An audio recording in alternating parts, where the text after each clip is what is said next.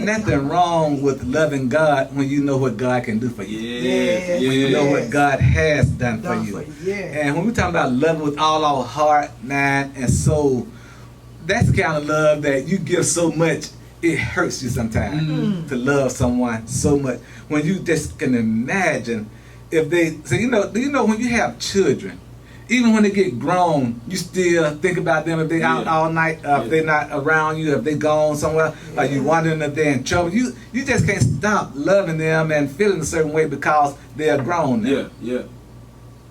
We were created to worship God. We were created to love God with everything we are and everything we can be.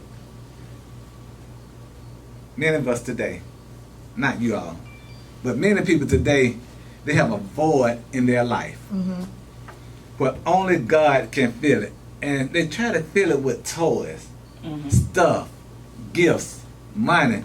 But can't nothing fill the void that God has in your heart like God can. And when you see people and they're just miserable all the time, it's because they're missing what only God can do and put in their life.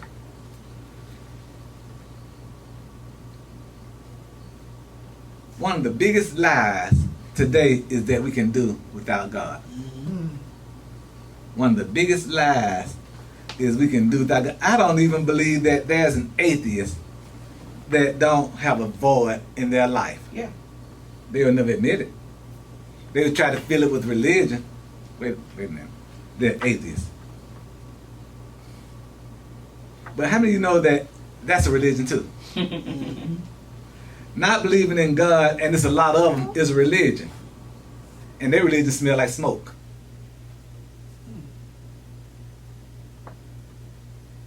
Their religion smell like smoke. We have to love God with all our heart.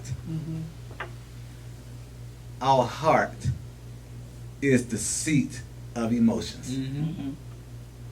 It's the seat of emotions. It is where decisions are made.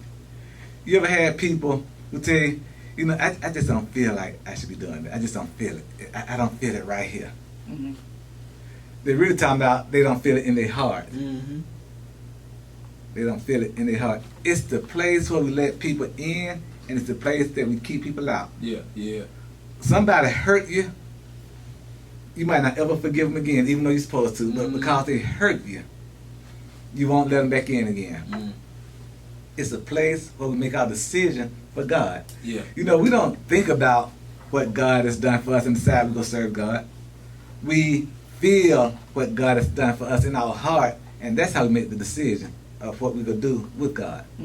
If God didn't make us feel a certain way, most of us wouldn't accept God because we realize how wrong a lot of our thoughts are.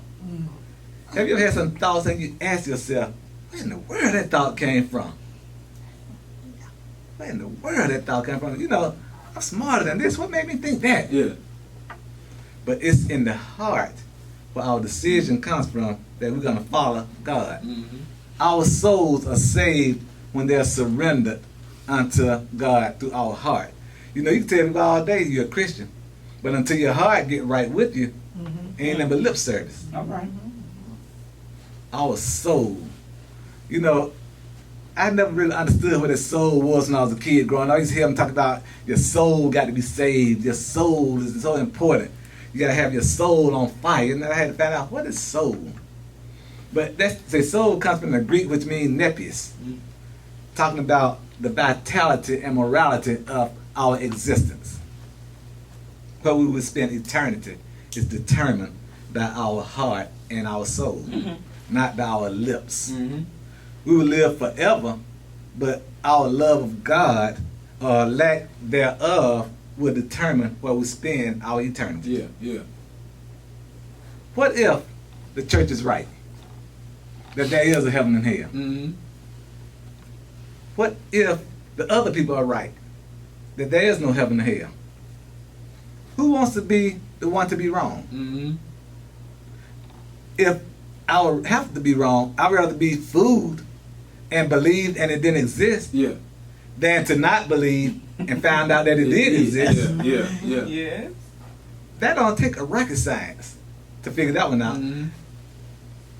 How you go trust what you know when you hadn't learned what you need to learn just because you don't think it's right. Yeah.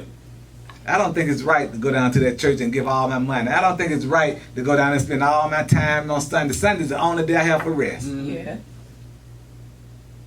First of all, your day don't even belong to you. Yeah, yeah. Because the Bible says this is the day that the Lord has made. What makes you think you can't even make your bed? Tell about this is not a day that you made this day. Here's where it becomes a God thing in our life. In our strength, we are limited in our own strength. Yeah.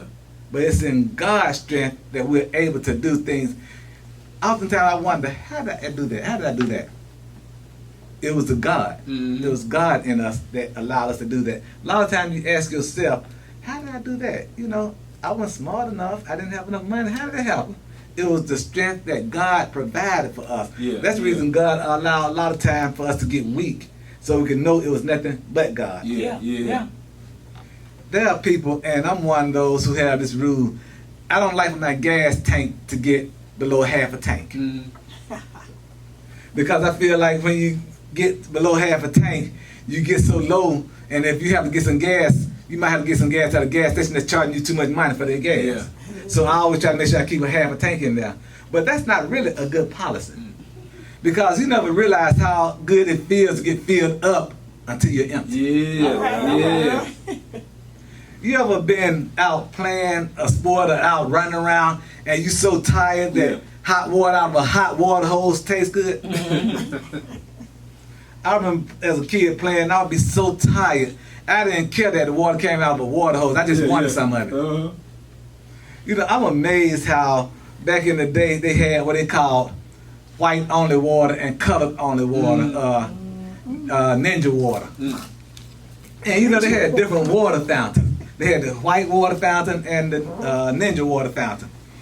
And I think T. I was talking one day, and he said, you know, they so stupid. Because don't they know the water coming through the same pipes? Yeah.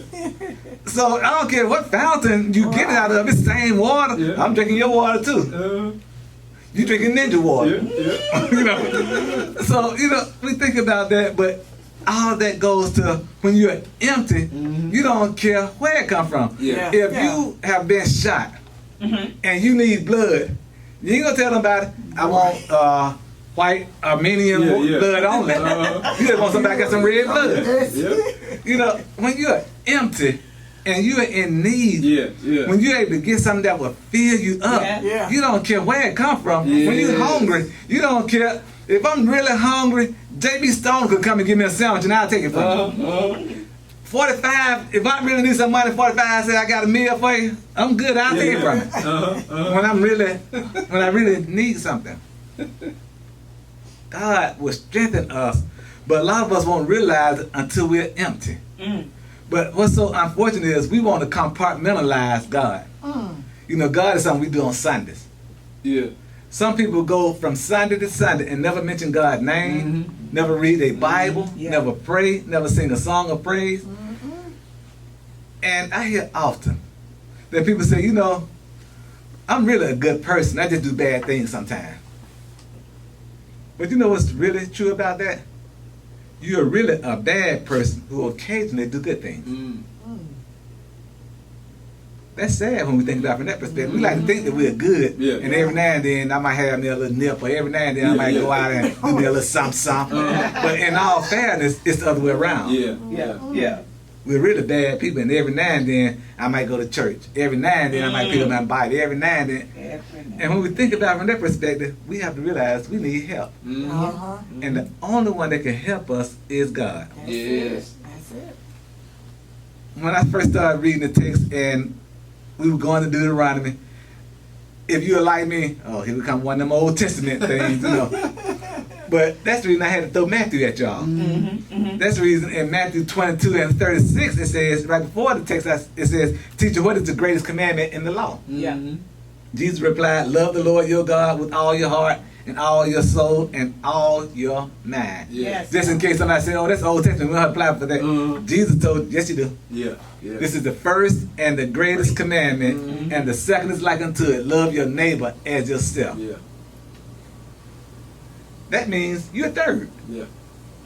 We're third then. If I have to love God first, and I have to love you all second, the best I can do for myself is third. Yeah. Yeah. No matter how much I train, no matter how much I practice, no matter how much weights I lift, no matter how far I can run, the best I can do is come in third place in life. If I commit to God first and commit to you all next. Yeah. Yeah. There used to be this club in the churches a long time ago, and I hadn't seen, I don't even know, I bet if you were to go to church's website, you won't even see this organization on there. You know how they like to have their ministries up there? We have children's ministry, we have ministry for the women, we have singles and adults and all that. Look, so go to some people's website and see if you see this ministry called Joy Ministry. Joy Ministry. Jesus, others, yourself. It used to be back in the day, we had the Joy Ministry. Jesus, others, and yourself. And what that ministry was, it taught you how to love God and Jesus first. Yeah. It taught you how to love others, and then yourself came later. Yeah. So if you think about it, if you're loving God first and others second, those others gonna be loving you like you're loving them. Yeah. Yeah. So really, you're not in third, but it just seemed like it. Yeah. What keeps us from giving God first? You know, a lot of times when we get those who get paid money, income, whatever, we have already budgeted out our income, budgeted out our check before we even get it. And most people don't budget out their gifts to God. I won't even say they tithe. I just say they gifts to God. What I plan on taking out my check as a gift for a godly kingdom. We don't plan that. You know, it used to be a time, and my friend James, he had a post on Twitter the other day. He said, you remember when people used to live paycheck to paycheck? Yeah. He said, now we live deposit to deposit. You know? And I said, you know, I hadn't heard that about life. He said, you know, people be waiting on that deposit, and then, you know, they had that little alarm go off on their phone. Bing! It'd be like 2 o'clock in the middle of the night, and Bank of America don't put that deposit in your account. We live deposit to deposit right now. And even with that, we don't plan what we're going to give first. We plan, I got to pay my phone bill. For most people, their phone bill is their most important bill. Even people who have houses, before they pay their mortgage, I got to pay my phone bill. You know, I remember a long time ago, I used to hear adults say, your phone bill is the most important bill that you're supposed to pay in your house. Because usually it takes them a long time to put you out if you hadn't paid your house note. They have to go through the courts and all that stuff. And it's okay to sit in the dark, because if somebody call you, if your phone disconnected, they know you got problems. But if they call you, they don't know your lights off, they don't know your gas off and all that stuff. You can answer the phone, and you can, people had to have that phone on. But what was so important, that phone was the connection to people. Prayer is our connection to God. I don't care what goes on in my life, I'm going to pray. I'm going to pray even if I know I'm going to do something wrong. I'm going to pray, God, don't let me get caught. If I'm doing something right, God, make it a success. God, if I'm doing something that might not be pleasing, God, don't look at this. Whatever might be the case, I have to realize the importance of prayer. Even sometimes if prayer is wrong, because we all know that we say the wrong prayers. We'll pray for stuff that we know God don't plan on giving us, and then get mad at God when God won't give it to us. Third, how many of us would really start off the season shooting for third place? You know, I was looking at the preseason game the other day. I'm like, man, the Falcons already in last place. Then I say, if you were to look at the records right now, the NFL, there's only 2 teams that played a game. One team won, another team lost. So the Broncos in first place, the Falcons in last place, and everybody else is in the middle right now. If you were to look at it from a percentage. So if you look at your life, God is in first place, others people in second, and you're in third. Not that you're in last, but you're in third, which means that those who are ahead of you will help you. I don't mind losing to somebody who's better than me. I don't have a problem losing to somebody who is worse than me. I can't outbeat God. I can't beat God. And I can't do for others more than what I can do for myself. If I do more for others, and others, the principle of others, as I get ready to close, the principle of others, if others did their job right, we would never need nothing. That's it. That's it. We would never need nothing if others did what others supposed to do. Others. There's a movie that I'm close on called The Other Guys. The other guys start, well, I don't know why they say they were starting them, because they only played in the movie about 3 minutes. But it was Dwayne Johnson, The Rock, and Samuel Jackson. They were super cops. They were superstar cops. And they had gotten so confident in their abilities, all of a sudden they decided they were chasing somebody, and they saw somebody getting away, and they decided they would jump out the bush, so jump out the building into some bushes.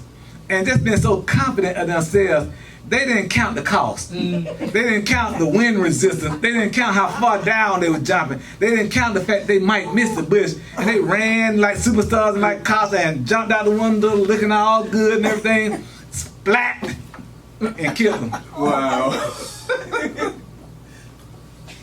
And then the other guys had to come up and be the superstar cops, and they couldn't really be it because the other guys didn't know how to be superstars.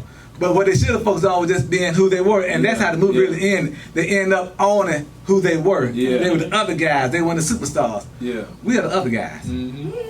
God is God. We know we can't be God. So if the others were to do what the others supposed to do, we wouldn't have to worry about doing things ourselves. Amen. All right. Amen. I'm third. You're third. Third. Because you can't be God. That's it. And if others do what others supposed to do, you won't have to worry about doing what you have to do, because others gonna do what others supposed to do. Others supposed to take care of others. So I'm supposed to take care of you all. You all supposed to take care of me. And if I'm taking care of you all the way you all taking care of me, and you all taking care of me the way I'm taking care of you all, none of us will lack nothing. That's it.